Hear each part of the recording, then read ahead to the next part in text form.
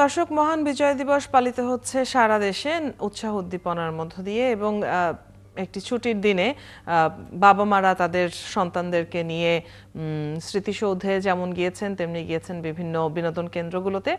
জাতীয় চিড়িয়াখানায়ও দেখা গেছে দর্শনার্থীদের ভিড়। আমরা সেখানে একটু যুক্ত হতে চাই। আমাদের সহকর্মী মামুন হোসাইন চিড়িয়াখানা থেকে যুক্ত হচ্ছেন আমাদের সাথে।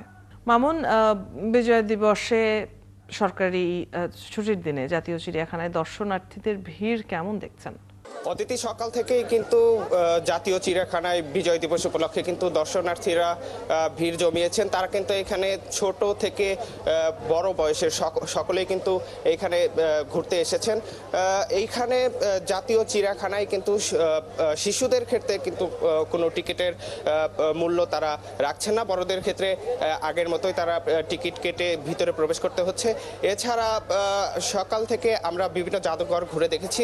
জাদুঘরগুলোতে কিন্তু বিনা টিকিটে কিন্তু দর্শনার্থীরা সেই জায়গাগুলো ঘুরে দেখতে পাচ্ছেন এবং মুক্তিযুদ্ধের যে ব্যবহৃত যে জিনিসপত্রগুলো রয়েছে সেগুলো তারা দেখছেন এবং তাদের বাচ্চা এবং যে বাচ্চারা রয়েছে তাদেরকে তারা সেগুলো দেখাচ্ছেন। মুক্তিযুদ্ধর যে উপলব্ধি করার যে একটা রয়েছে সেগুলো তারা সেগুলোকে ঘুরে দেখাচ্ছেন।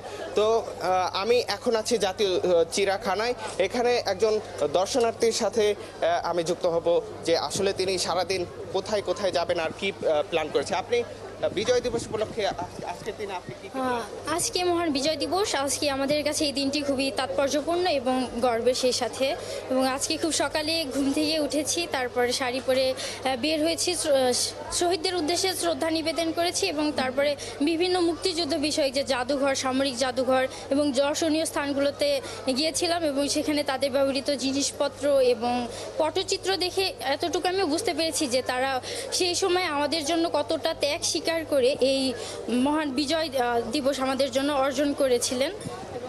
একজন দর্শনার্থীর সাথে কথা বলছেন, তিনি আমাদেরকে যেমনটি জানাচ্ছিলেন যে তারা এই মুক্তিযুদ্ধের যে বিভিন্ন স্থাপনা রয়েছে সেগুলোতে তিনি ঘুরে দেখেছেন এবং আরও দর্শনার্থীর সাথেও আমি কথা বলেছি, তারা বিভিন্ন জায়গায় ঘুরে দেখছেন এবং মুক্তিযুদ্ধের যে যে সেই সময়টাতে আসলে মামুন, বিজয় দিবস উপলক্ষে দেশের বিভিন্ন স্থানে নানান ধরনের কর্মসূচি এবং বিনোদন কেন্দ্রগুলোতেও মানুষের ভিড় রয়েছে। আমরা জানছিলাম আপনার কাছ থেকে জাতীয় চিড়িয়াখানার খবর।